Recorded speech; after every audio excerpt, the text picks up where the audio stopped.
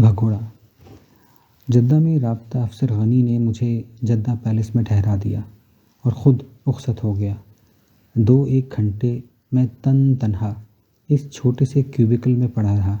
پھر دفعتاً مجھے خیال آیا کہ اگر ہوٹل کے مینیجر نے مجھ سے پوچھا کہ تم کون ہو تو میں اسے کیا جواب دوں گا۔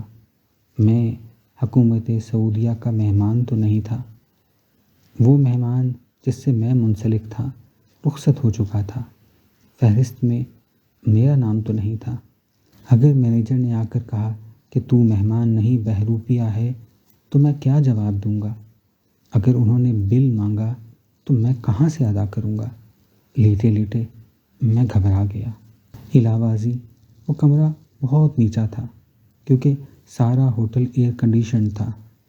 ایئر کنڈیشننگ کی وجہ سے میرا دم گھٹا جا رہا تھا۔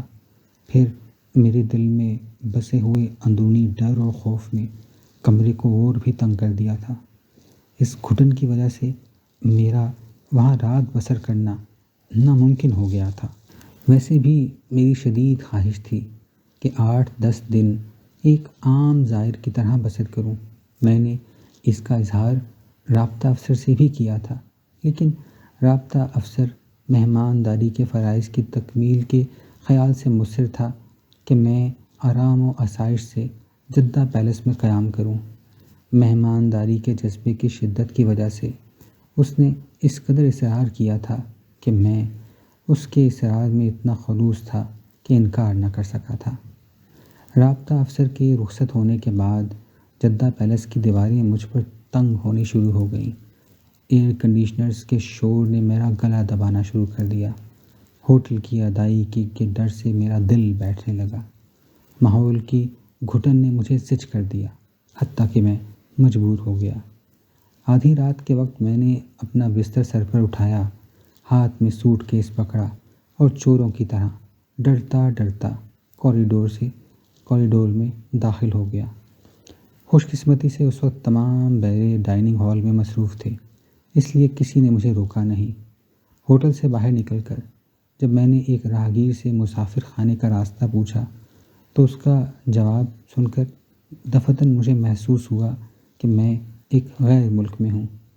ساری رات میں نہ جانے کہاں کہاں مارا گھومتا رہا۔